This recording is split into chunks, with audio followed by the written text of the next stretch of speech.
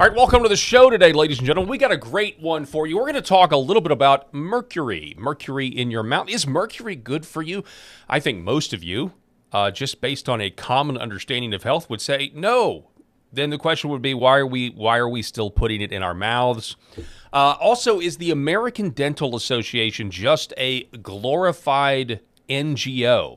Anita Tibaugh says yes. I think I can speak for her. We're going to talk to her in just a minute. You know, the same kind of NGOs that we heard about with the USAID scandal, where they just get, billions and billions of our dollars to essentially lie to us, to gaslight us, or here's worse, obfuscate the truth, not just lie to us, but tell us that things are good for us when in fact they're really, really terrible for us. We're going to talk about that and much, much more today on the Paul Harrell program. It starts right now.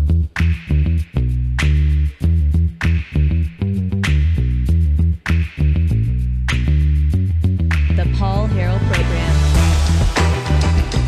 All right, ladies and gentlemen, thanks so much for being with us. As always, however you're watching this, wherever you're watching this, I know right now we're live on X American News, but be sure to retweet or like or share or subscribe if you're watching on YouTube. We would really very much appreciate it.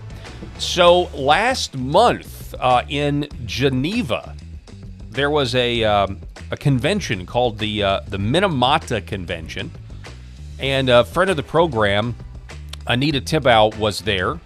And Anita joins us now. Let me see if I can't bring her in here. Anita, how are you? How you doing? I'm good, Paul. Thank you again for having me. It's never a dull moment in the world of Mercury, that's for sure. Absolutely.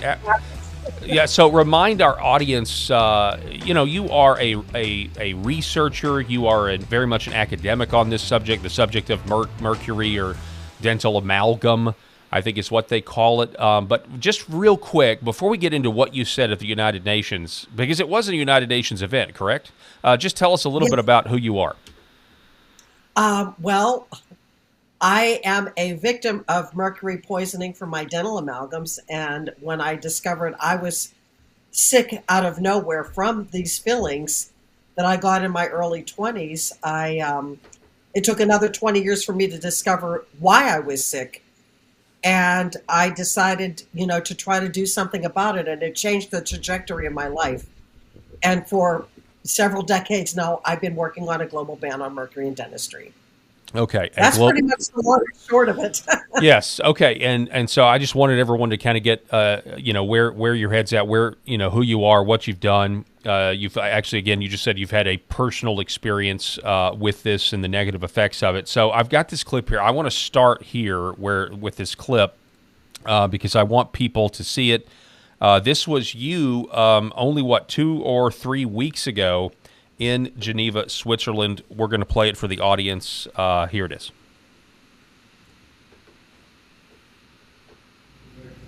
Thank you, Mr. President, distinguished delegates. On behalf of Say No to Mercury, we thank Switzerland for hosting COP6. We are here to end mercury use, a toxin that poisons minds, bodies, and our planet. Yet, one unacceptable anomaly persists. Mercury dental amalgam, the only mercury product intentionally implanted in humans, remains under a weak phase down. This is not progress, it is a betrayal of Minamata's mission. The EU's 27 nations banned amalgam in January 2025. Proof that science and political will equals leadership. By contrast, wealthy nations, USA, Canada, UK, Australia, still permitted, despite admitting mercury from fillings increases brain, blood, and kidney levels with worse effects in the sick or genetically vulnerable. How can the richest, most advanced healthcare systems cling to a primitive, polluting poison, while nations with 100 million plus populations have banned it, proving courage, not wealth, defines action. Over 50% of Americans carry amalgam. Every 5-year delay fuels a silent epidemic of global harm.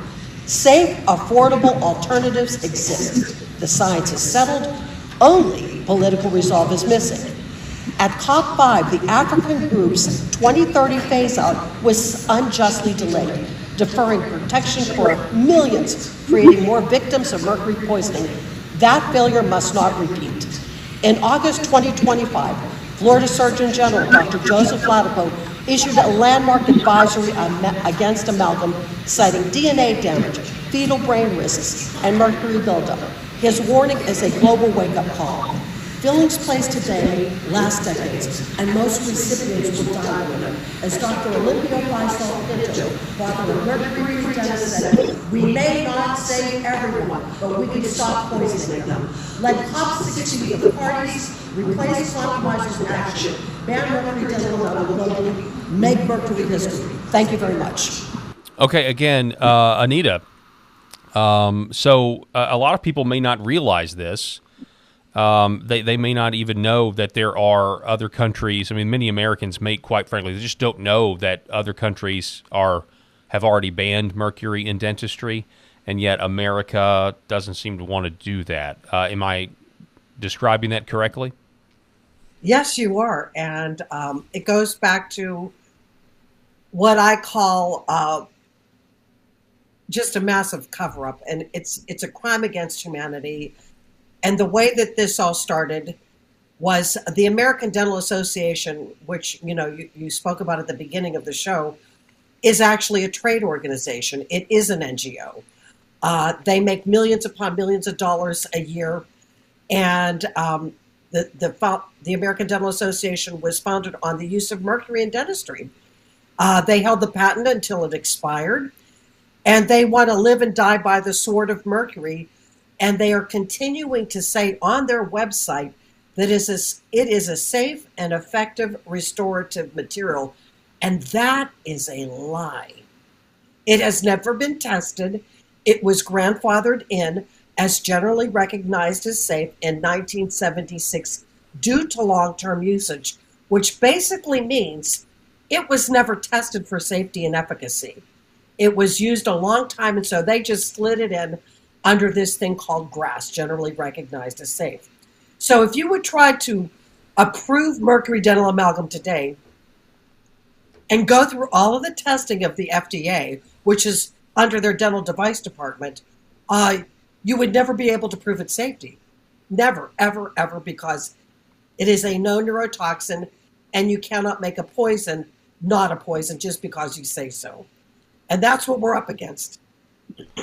So I noticed, as you were speaking there a couple of weeks ago, again in Geneva, Switzerland, the camera pans and you see, just a ton of delegates, or I'm not necessarily exactly sure what the makeup of that room was, but you did see a giant banner in the room that says "Make Mercury History." So can you kind of describe exactly what that conference was?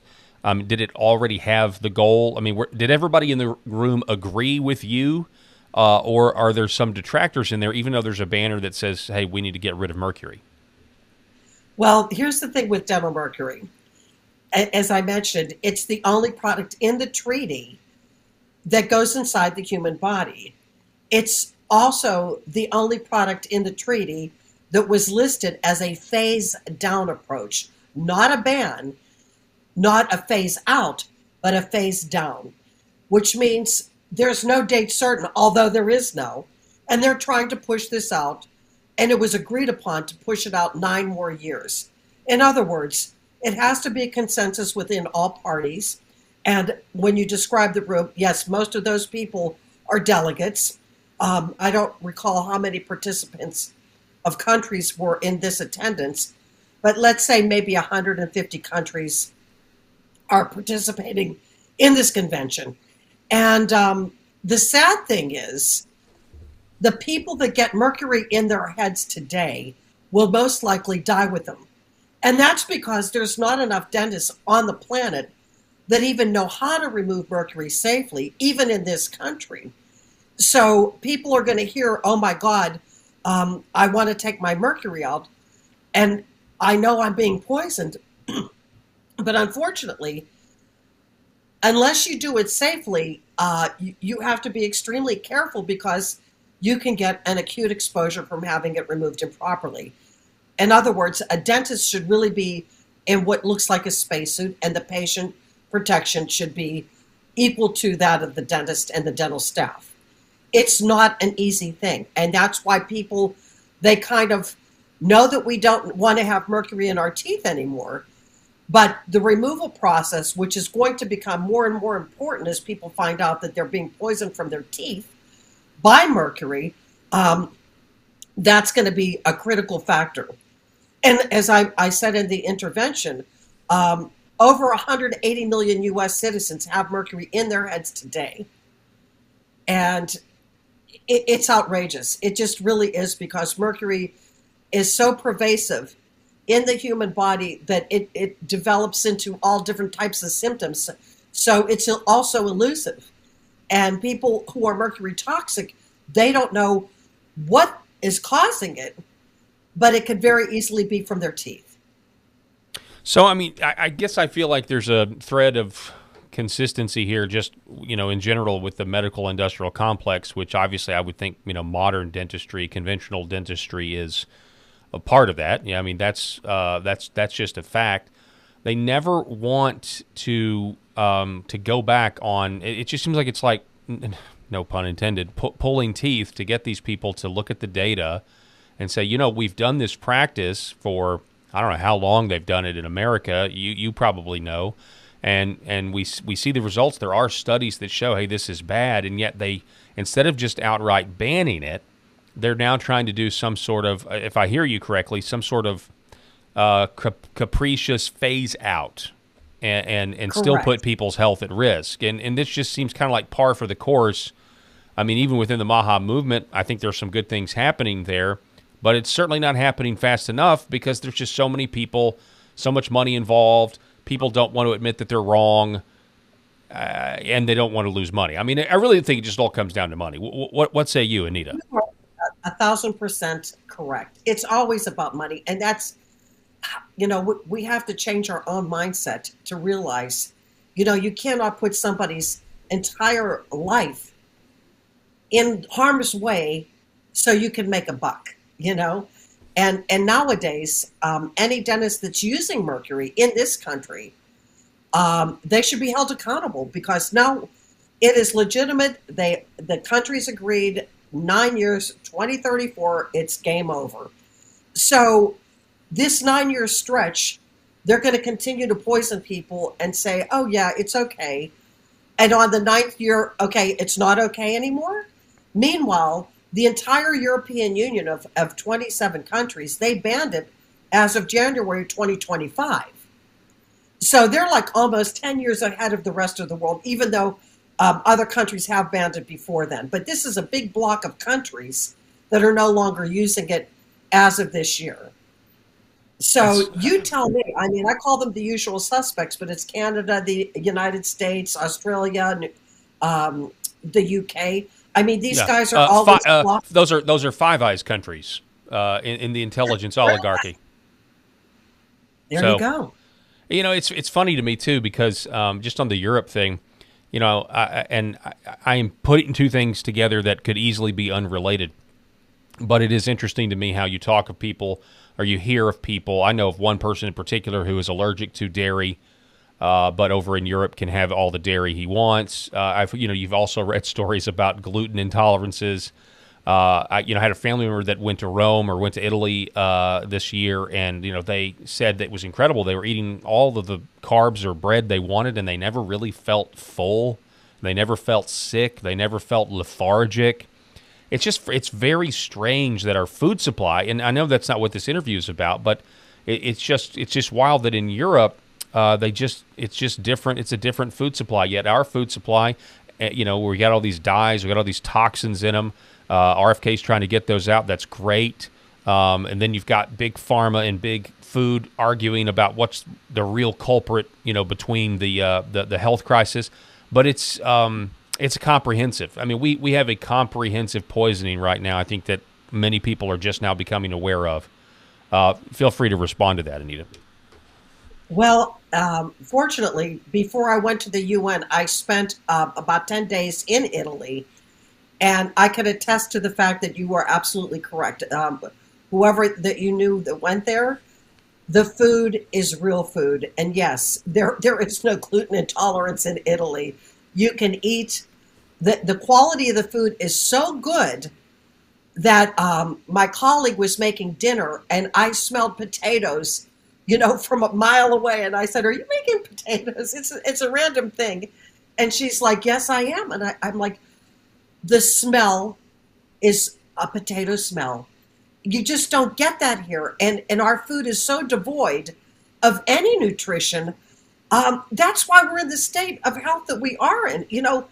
If you're not with a farm and your own growing abilities, and you're at the mercy of buying commercially grown food or even organic, it's tragic here. Our food is no longer food. I'm convinced of that. And my 10 days in Italy proved that is absolutely true and correct. So, yeah, and the thing is, our nutrition is going to also help drive the quality of our dental health. So it's all interconnected. They say, you are what you eat. It's really true. And unfortunately for us, we are getting food that has no nutrition or at very, very minimal. So I've got another clip here of you, I think, on day 2 of this convention in Geneva of this United Nations event. I'm going to put that up on the screen, and let's take a listen to that as well. Mr. President, in the 1980s, the WHO supervised a pilot project in Zimbabwe proved atraumatic restorative treatment as safe, effective, and deployable even in the most remotest villages. In 1991, this very organization declared mercury dental amalgam the primary source of non-occupational exposure. In 2012, peer-reviewed economics demonstrated that once environmental, health, and remediation costs are included, amalgam is the most expensive restorative treatment on planet Earth. Yet, last night this conference chose 2034, 9 more years before banning this neurotoxin. 9 years. While many nations have already banned it, billions carry mercury inside their bodies today, and most likely will die with them. The Minamata's Convention proud banner reads, "Make Mercury History." Last night, it became "Make Mercury History Eventually." Article 1 pledges to protect human health. Article 4 pledges phase out. Last night, we granted inserted in the human body the only exemption and the longest. This is not caution, it's complicity. This is not compromise, it's deferral of duty. History will record those who stood with science and those who stood with mercury. In the end, we will all pay the price for continuing the use of mercury dental amalgam. Thank you, Mr. President. So it's interesting what you said there. And by the way, Anita, if you have any feedback on your end when we play the audio, I apologize, but the listening audience is not getting that. Okay, that's only on your end because I have different switches and buttons. Anyway, yeah, that was the final speech. The one in the middle, I didn't want to stop it, but the one in the middle basically says, how are you going to determine who should get mercury and who should not? Oh, it's scandalous. And, they talk about backroom deals and so on. And that's a real thing. And it's not about human health at all. None of this is. If it was, we wouldn't need to have a convention to say, yeah, stop putting mercury in people's teeth and vaccines. For example, it's tragic because that it makes people sick. There's over 100 years of knowledge and science that says mercury exposure makes people sick. And it targets all of the organs, the liver, kidney, heart, you name it. Mercury is elusive. It goes everywhere. And a chronic exposure, which is a 24/7 exposure from your teeth, is going to cause damage at some point in time. Maybe not right away, but people that have a genetic predisposition to mercury, they will have problems much sooner. And it has been linked to Alzheimer's disease and neurological problems. This is not, somebody's guessing, or it's not hypothetical. It's a fact.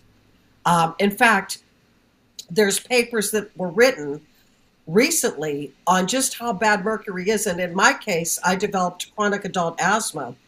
And as soon as I started to research this whole thing on mercury and dentistry, it was easy for me to see it, even though the research was not what it is today. And very recently, in the last 2, maybe 3 years, a paper was published saying that people can develop asthma from mercury exposure from dentistry. And it exists. So even though intuitively, as soon as I saw it, I'm like, okay, this has to be the reason. It's now a fact. Is this a cover-up, though? I mean, why are the American Medical Association or the American Dental Association, why are they the way they are? I mean, these are organizations that, purport to be for, the public safety or the public health. And yet they're gonna, in the case of the Dental Association, I'm assuming they're for, they're not for banning mercury, which to me means they're for it. So why are they the way they are, Anita? I truly believe in, and this is going back in time and researching, the beginning of the American Medical Association and the Dental Association as trade organizations like the Teamsters or any. Yeah, so a union, essentially they're a union. They're union, yeah, kind of like a union, but not, because they fall under the guidelines of a nonprofit. So they were designed to be the arbitrators of the truth on everything, and their guidelines were set in stone, as these organizations were started. And they became the guidelines for to get your license, educational systems. They infiltrated everything, and you learned what they taught you. And, for them to be able to say, the American Dental Association, to be able to say in 2025 that mercury dental amalgam, and they never call it mercury, by the way, that's another thing. They use deceptive languaging because they don't want people to know it's mercury. If I went and said to you, hey, you're bringing your kids in for a dental treatment, I'm going to put some mercury dental amalgam in, would you say, what did you say, mercury? I don't think so. They call it amalgam. People don't know what amalgam is. They call them silver fillings because the color is silver until they turn black because they're corroding. And it's all deception. The whole thing is deception. But what I have been telling people is that the dentist puts you on the medical treadmill till you're in the box. And that's mercury, in my opinion, is number one. And that's because more than half of the population has it in their heads. So you can start with that. It passes generation to generation. Once you say that, what the last thing you said, the mercury puts you on basically the medical treadmill, a hamster wheel. It's going to drive you into the arms of Big Pharma. The Big Pharma is going to have a pill for the symptom while you continue to get mercury poisoning. And that's the same thing with the food. It's a symbiotic relationship here, and really, I mean, you could make an argument, a strong case. This all comes down to Big Pharma. If you're going to have lifelong health problems, because you had so much red dye 40 as a kid, or whatever, the yellow number 5 or whatever it is, not to mention the rest of the problems that are with the food, the seed oils, everything else, all of that is creating a lifelong customer base. But if you look at it from the 30,000 foot view, we're not customers, Anita. We're slaves. If that's accurate, what I described, this is actually slavery. I can tell you, Paul, you hit the nail on the head. It is. It really is. And the tragedy is knowing this and being a witness to it. I mean, I'm telling you, at one of the sessions before the Minamata Convention was formally named, leading up to that, there was a huge battle to get vaccines into the treaty. And I'm sorry I didn't provide you with the clip that Bobby Kennedy was, that's a whole other story, and I'll get to that. But anyway, Vaccines did not make it into the treaty because the World Health Organization gave this bogus answer saying, well, you know, we can't do individual dosing, and therefore there has to be a sterilization mechanism, and it has to be mercury because developing countries don't have the storage to do single dose vials. And that's all BS, but, nobody said anything. The poor people that were fighting to get vaccines into this treaty, it was devastating. It was a really horrific thing to witness, and I saw it firsthand. So, people say, "Oh, well, it's not this, it's not," and I mean, I was there, and I saw everything, and I heard the lies, and I'm thinking to myself, the best thing that I could do going to the UN, and this is my feelings about it since the beginning, after my first session in 2002, was at the minimum, I could meet countries, delegates around the world under one roof, and I could maybe help some of these countries move forward and give them information that they would never, ever have access to. So that was always the reason why I continue to go, because corruption at the UN level, you can't even imagine. In your wildest dreams, it's nuts. So the fact that this new administration wants to jump out of the WHO and the UN, I'm like, bravo. I had a front row seat for many, many years, and it's tragic because when, for example, the WHO is dictating healthcare for the planet, and they are doing things against healthcare for the planet, what do you say to that? It's nuts. Yeah, I think COVID kind of revealed that to everyone. Oh, the World Health Organization isn't really about keeping the world healthy. It's absolutely nuts. I've got this other clip that you sent me from a man by the name of David Geyer. Am I pronouncing his name right? Yes. Or Gear? Yes. So this is Dave. This is looks like an older video, the Coalition for Mercury-Free Drugs. But here's him talking about the studies behind this, and I'll get your reaction on the other side. Prospective randomized study, which is the top level study you can do in science. It means taking a whole group of children, dividing them randomly. Some of them you get amalgams, some of them you get composites. Furthermore, they said we're going to test on series of parameters: urinary mercury, porphyrins, kidney damage, neurological damage. They decided all that before they ever tested a single child. This is what we're going to do. They collected all the data prospectively, and what it reveals is damage in every single domain study. Every single outcome that they were looking at, that they said, this might be of concern, so we want to study it to see if it's related to amalgam. All of them are being linked to amalgam exposure. What happens to these children in the course of the study? And what we found, looking at first urinary mercury, then urinary porphyrins, then eventually kidney dysfunction markers, is that mercury exposure from dental amalgams in a dose-dependent fashion, meaning the amount of mercury being released from the amalgams, significantly negatively impact each of those measurements. So it turns out that amalgams, based on the number, the size, how many you have, all of those things, is related to how much urinary mercury you have.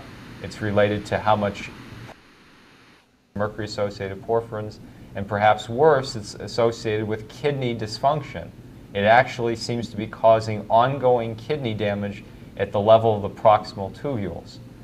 When one studies kidney dysfunction, chronic damage to the proximal tubules is associated with chronic kidney disease, which is the #1 kind of kidney disease in the United States. In considering the childhood amalgam trial findings that I've been discussing, they're telling a very compelling story. A story of damage to the kidney, of mercury building up in the body, of causing kidney damage, brain damage. This is a story that makes sense, very direct, very simple to understand. If I had somebody from the American Dental Association sitting next to me and trying to tell their story, what would they say now? Well, amalgams are safe. They always say that. Well, how do you explain that in light of these findings? Well, we have to suspend the laws of chemistry and physics and physiology to say, yeah, it's just happenstance, coincidence that we found damage to the kidney. All right, so Anita, what do you make of What do you make of that video? And by the way, thanks for sending me that. I think the audience, I mean, it's just good to hear the same thing from different folks. Yeah, I can tell you, David and his father, who passed away, I believe it was last March, they published so many papers on dental amalgam, dental mercury amalgam, and vaccines that they went and attacked their credibility. They went after them like they go after anybody who's telling the truth, with all the science to back it up. So, yeah, his findings. This was an older video, as you mentioned, and they published papers on it. Now, this study has a very sinister background, and I'm not going to talk too much about that. But what I can tell you, there's more to this story than what he just said. But the bottom line is that no child should be exposed to mercury, and yet they're still putting it in. And they proved that every one of these kids suffered from mercury toxicity, and they covered it up.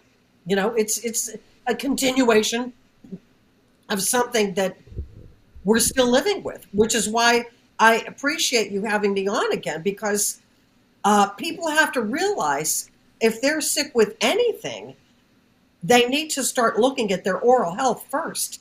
Mercury fillings is usually a big, big problem, and most people have no idea that that's mercury that's in their mouths even today. Yeah, I would imagine that's because, you don't feel anything there. You don't have the pain. Your body's not telling you, hey, there's something wrong here. This is where you need to look. So, I mean, it is very deceptive. As a matter of fact, I mean, I'll just share this. I mean, I've shared it with you, Anita, because I called you when I was thinking about doing this. I think the first interview that you and I did was probably a year ago, maybe less. And I had, we were talking about the dangers of mercury amalgam. We were talking about root canals as well, because I know there's a lot of studies about root canals and anaerobic bacteria potentially, leaking directly in the bloodstream. There's, some that say there's a link to cancer or all kinds of problems. And so I had been experiencing some symptoms on and off that I really couldn't explain, for the last couple of years, and you just kind of go with it. And I've just been toughing it out or whatever. Right. But it just kind of dawned on me. I had just this impression that, hey, I really haven't felt right since I had a root canal about 2 years ago. And so then I started doing my own research and a lot of the stuff that you have out there, your resources and that sort of thing. And I thought, you know what, I'm gonna have to go and just do this. If anything, just to check the box. I don't want the root canal anymore. I've read too many things about what could go wrong. Didn't know, so I went to a biological dentist, somebody who was very recommended based on my research. And he was fantastic, by the way. And I talked to him a lot. My wife went with me because we had to drive, like 3.5 hours away to get there. And while I was in the chair, or actually after he did the x-rays, he said, "You have mercury." And I said, "What?" I had no idea. I thought all of my mercury fillings had been removed at this point. But apparently there was one that was way in the back that you couldn't see in a mirror. So I had that going for me. And then when we got to the root canal extraction, there was mercury underneath the crown. And so I didn't know that was going on as well. So all that to say, I think, just from this journalist standpoint, I think the research is serious enough and conclusive enough that people need to take it seriously for their own health. And I think you're right. I think health does start in the mouth. Interestingly enough, Anita, while I was in the chair for 3 hours, because the root canal extraction it did not want to come out the right way. It had to be taken out in pieces. So it was a tough day, but I was glad I did it. We got to talk to him, my wife mostly, like, hey, how did you get into this? How did you get into this form of dentistry? Because In a lot of ways, it's unconventional, right? It flies in the face of the American Dental Association. Oh. And he started with the story of when he was in dental school. And he said, this was my first indication that something was off. He was like, I was in my first year of dental school, and they had some big assembly, and they were talking about all kinds of things, and they were talking about mercury. And he said one of the, one of the senior students, right, who was, less than a year away from graduating, stood up and started asking questions about mercury. And they kicked him out of the school, according to him. They kicked him out. He was about to graduate. He was about to finish. They kicked him out of the school for asking a question. He said, so that was my first indication. It was communicated to me that, maybe I should just keep quiet about that. And he said later in life, as he was starting his practice, he had this man who was 21 years old, who was on disability, could not work, just was plagued with all of these health problems. So he was 21 years old. He came in with his mom, and they said, we've been doing some research, and we want you to remove all of the mercury out of his head. And at the time, this particular dentist, he said, well, I didn't really, as a dentist, I didn't agree with it, but as a Christian, I thought, this is what my patients want, and so I'm going to provide what my patients want. So he did it. Took all the mercury out. I don't know how many fillings, but there were a lot of fillings. Took all the mercury out. And I think 3 to 6 months later, the guy was actively employed and working and in the workforce again. It was a direct correlation. He said, that was when I knew.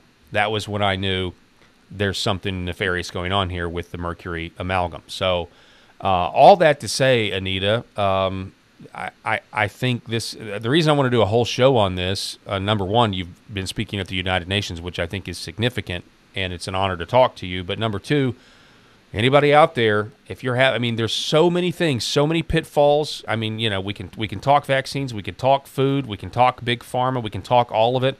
But this is one that no one really talks about, but it's a key part of the Make America Healthy Again agenda. And I'll let you respond to all that. Oh, absolutely. Sorry about that. Go ahead. Cut. Sorry about that. Wrong button. No. I can tell you, Paul, that if your mouth isn't right, I don't really care what you do, because I've been there and done that. When I was a dance major in college, and I'm a college dropout. So, I said, you know what, I'm not going to make it into fine arts and dance to survive. I wound up getting into real estate. That's a whole other story. But I was so strong and so fit, and I was dancing 10, 12, 13 hours a day. And when I got dental insurance when I moved to California, and 6 months after I had these, I had one filling and then 12 more came in, so a total of 13, and I couldn't breathe. I developed chronic adult asthma, and I went to all these specialists, and nobody knows why. They just said, this is what you have. And I'm thinking to myself, there's got to be something to this. And it took such a long time to discover that it was my teeth. And at that point, when I discovered it was my teeth, I'm like, it's me and it's everybody.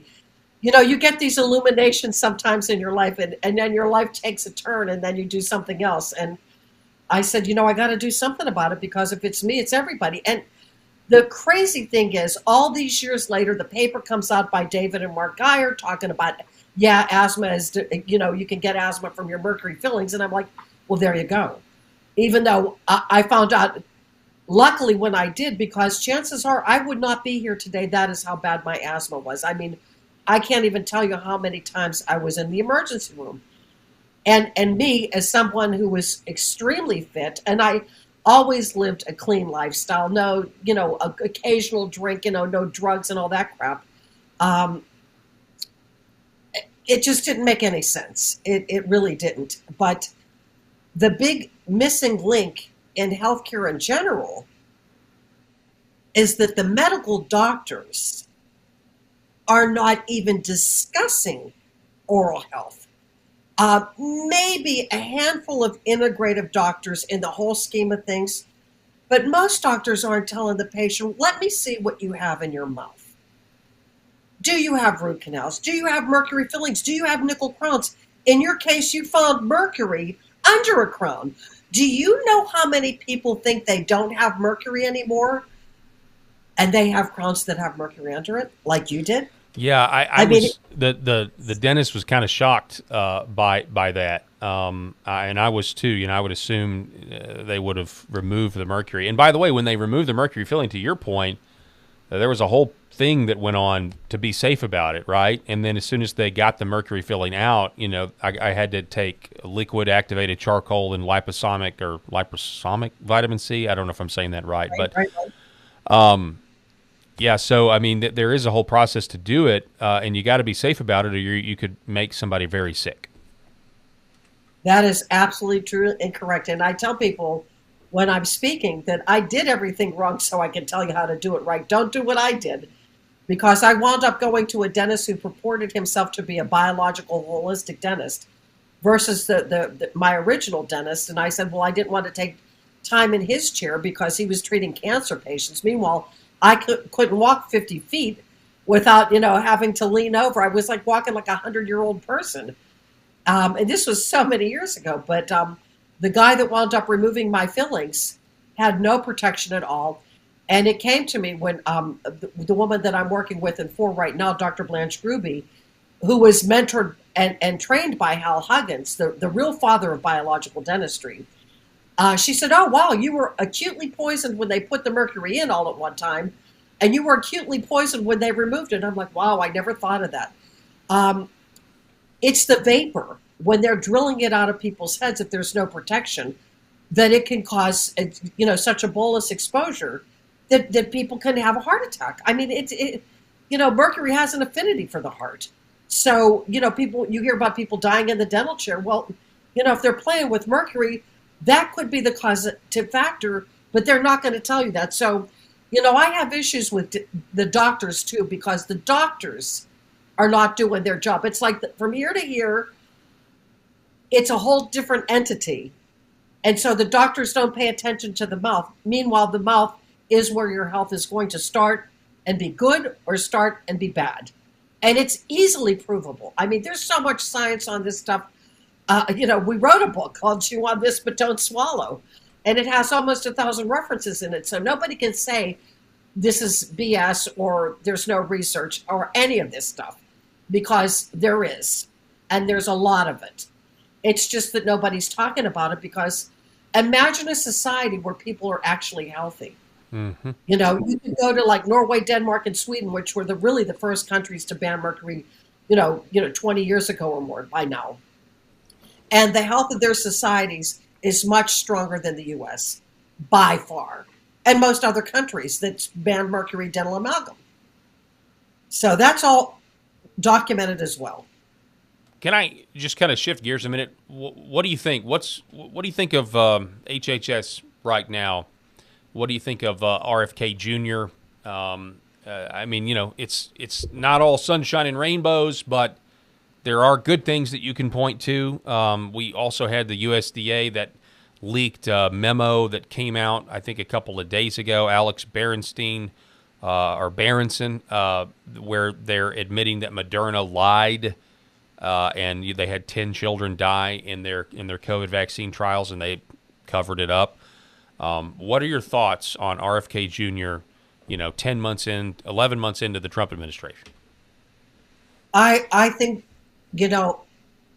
it's heartbreaking that there's so many bad apples that are still in the mix. And mind you, I know they're trying to weed them out as fast as humanly possible, but even low-level people, like the guys at the FDA. I mean, I did that citizens petition you had me on, and I'm waiting to see what the outcome of that's going to be, because, I put in maybe over 70 references to very current references on mercury and why it should be banned in the United States at the FDA level, because that's the regulatory body. And Marty Mercury, I believe that's his name, he's a good guy. I have not been able to get a hold of him myself to say, listen, what are you doing here? If the European Union can ban it, and a developing country like Indonesia can ban it, or the Philippines, why are we sitting here with 180 million people plus with mercury in their heads today, who will never be able to get it out safely. And then we're going to continue to put it in? What kind of sense does that make, knowing what we know about mercury?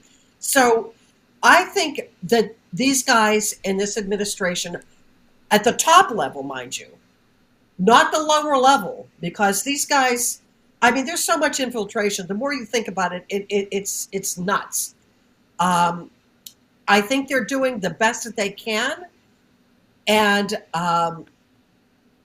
I know that it seems like it's been a long time already, but, I've been chasing this thing for almost 30 years now. And to me, it's like, oh, wow, they're doing stuff. They're talking about mercury. Joe Latipo here in Florida said in August, hey, listen, we shouldn't be putting mercury in people's heads. Yeah. He's the first government appointed official with his level of, as a surgeon general for a state, to come out and actually say that. He's the first guy ever in the United States to ever come out and say mercury in dentistry should not be used. So, we've come a long way, even though it's not fast enough. I mean, I have to suck it up every day and say, just keep pushing forward, keep, speaking about this and sharing this information, and eventually we're going to get there. But I'm really pushing that the U.S. bans it way sooner. In fact, Brazil, where I was like 2 months ago, I presented at they had a federal congressional hearing with equivalent to what we would have in the United States. It was at the Capitol, and they have made a commitment. Instead of 2034, they're going to stop the use of mercury by 2030. And maybe it'll happen sooner if we're lucky. But Brazil is a huge, important country because they have more dental schools and graduate more dental students than the United States and the European Union combined. Wow. So it is a huge industry there. Huge, huge, huge. I mean, everybody's a dentist in Brazil practically. So there is an upside that they made this commitment. And so the fact that we're not doing it yet, it's beyond me, but I'm doing what I can to keep fire under this story and put the pressure on. It has to happen. Well, it's encouraging to hear you say that you're one of these people that are you're working towards something that is good, to get the truth out, to save lives, to improve lives.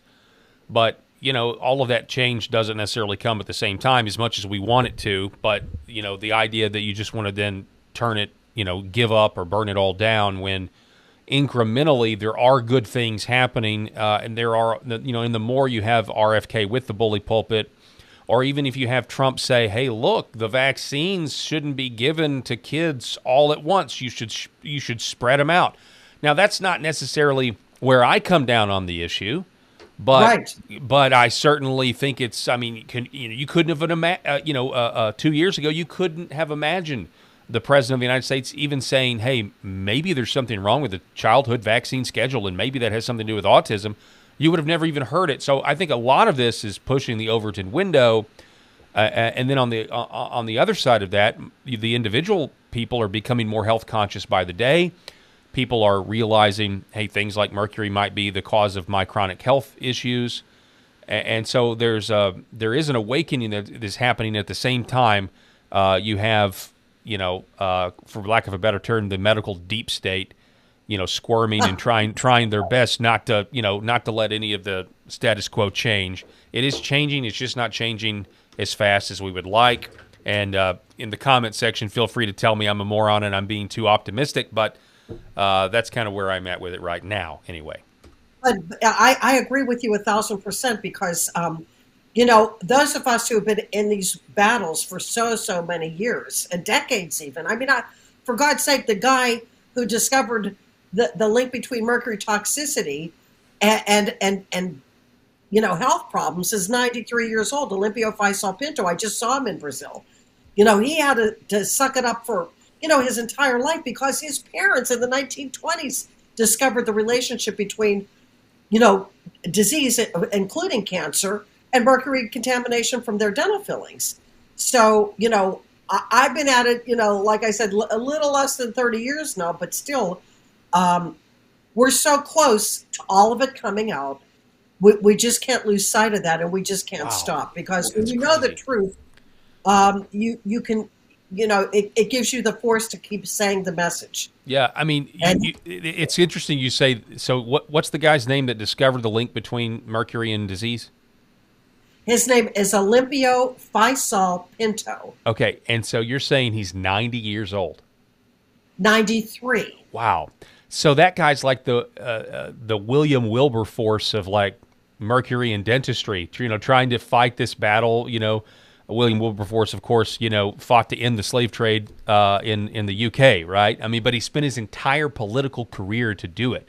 I mean, that's all he worked on practically, was to try to figure out how to end something he thought was morally reprehensible.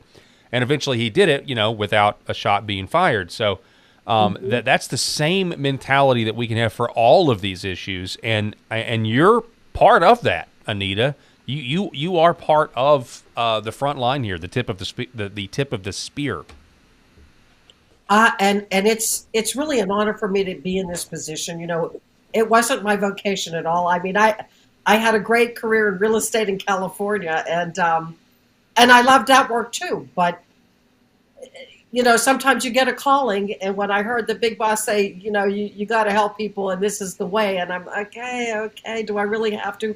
I can tell you, there were many times that I wanted to quit because, it's painful when you really understand the devastation that mercury can cause to the human body. I mean, just as an example, and I know the vaccine and mercury and dental fillings, there is a connection because, and I may have mentioned this on one of the other interviews that we had, but I was talking to an attorney out of a big law firm in Texas, and she was working on mercury and vaccines.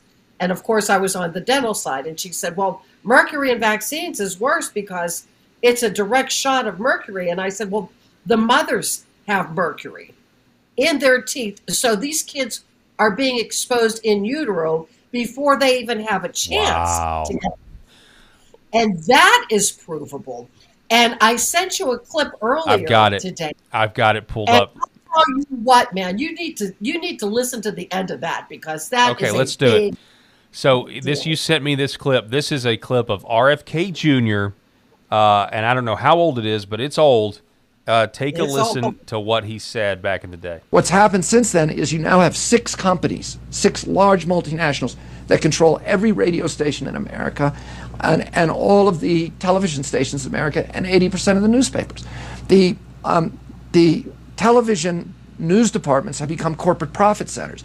They no longer have an obligation to benefit the American public. So their only obligation is to their shareholders. How do they satisfy that obligation? By expanding viewership so they can sell more ad space. How do you expand viewership? Why, you do that by appealing to the prurient interest that all of us have in the reptilian core of our brain for sex and celebrity gossip.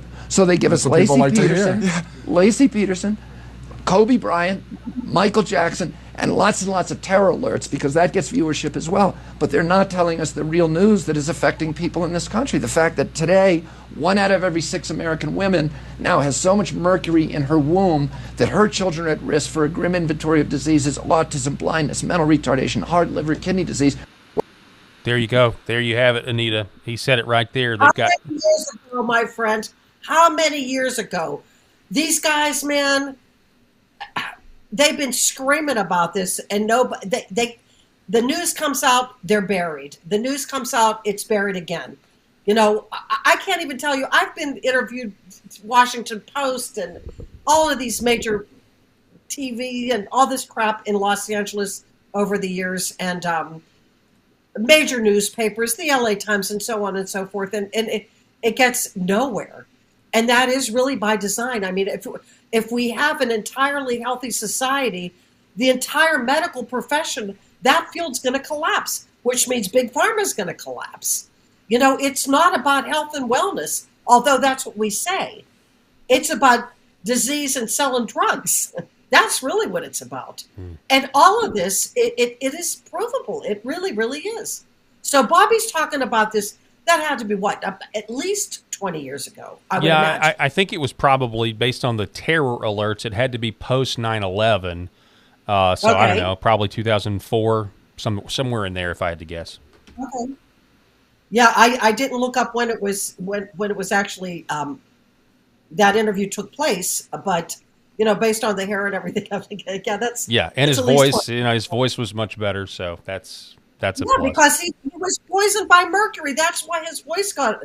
You know that story, right? He No, I had did not know that. We've got about 5 minutes, but yeah, I didn't realize that his voice is like it that was because of mercury. Yep, yep, yep, yep. Wow. So he knows, and he's been singing this song for decades too. Well, The problem is we only have now to just finish the job and work on the solutions which we know are available. so last time there was the petition, but I mean, is there any? Can you give people if they want to know more about your work or they want to know about the stuff that you're reading about concerning this?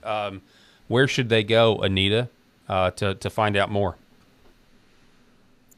Well, if you put my email address up, people can Well, email what about me, your and I'm X account? happy. Are you on X? I am, I just don't post that much. I wish that I did. There's not enough hours in the day for me, and I'm like a one-man band. Yeah. So it's really unfortunate. I don't. I'm a little bit on social media, but it's very difficult because I'm constantly going to try to finish this job. Well, And if you want your email published, we can put it in the comment section of the video when this goes out. We're live now. I can post it on the X America feed and everywhere else it goes. If you want that to happen, but if you don't, we can give them something else. It's okay because I can send. We've published a lot of scientific papers, and I send out a really nice PDF to people, and it gives them a background on biological dentistry. It's very, very useful information. And for example, and this is just an aside, if you have metal in your head, if you have titanium implants, mercury fillings, nickel crowns, and so on, never ever wear earbuds. Do not put your cell phone to your head because it's an antenna, and that is going to break down materials. It's going to make you sick. It's dangerous. So in my root canal, that I had titanium, or I had metal rods in there, and I guess I looked up they're either steel or they're titanium. I don't know which. But I haven't used earbuds. I mean, I only use wired stuff, right? I'm like the Battlestar Galactica. But I started looking up. Oh my gosh, what about all these frequencies? What about all these new frequencies, electromagnetic, all that stuff that can heat up the metal, which can then in turn heat up the flesh, according to the studies that I read. And who knows what's going to happen? It's just infuriating that. Nobody really talks about this stuff. I'll give you the last word. Well, share this information with people that you love. And, I'm in the free state of Florida, and I'm praying that our wonderful, dynamic, truth-telling Surgeon General, Dr. Joseph Ladapo, will be the first to get Governor DeSantis to ban mercury in the state of Florida in the dental sector. So that's really my goal, because one state drops like the fluoride, that's a whole other story. They're trying to, stop the fluoride from being banned. The lawsuit was won, and the EPA is appealing it, and we're going to win. Too many people are starting to realize just how badly we've been lied to, and it starts to snowball, because if you were lied to about this, then maybe what about this, and then what about this, and then you find out that we've been living in a multitude of lies, but the ones that affect you personally are the ones you really need to pay attention to, and it really does start in your mouth. We need to have you back on and talk about fluoride, because I'm looking here, and I forgot to get into some of the fluoride stuff as well, because I know a lot of people are interested in that because they want to avoid neurotoxins of all kinds. But Right. Anita Tibau, we really appreciate it. Thank you so much, and we look forward to doing it again soon. Thank you. Thank you so much. Have All a right. great afternoon. God bless. Bye-bye. Folks, that's all the time that we have for this edition. I want to thank our sponsors, Red Vive Health, New Horizon Real Estate, Gateway Sight and Sound, T-Guard Bail Bonds, and Sherrod Chiropractic. We couldn't do the show without them. Tomorrow on the program, we're going to be, Rob should be back in seat number 2. Eric Haynes should be back in seat number 3. And we're going to have a very interesting guest. and it's going to really kind of parallel with what Emerald Robinson has been reporting about the Dominion voting machines, and you don't want to miss it, folks. We'll see you next time.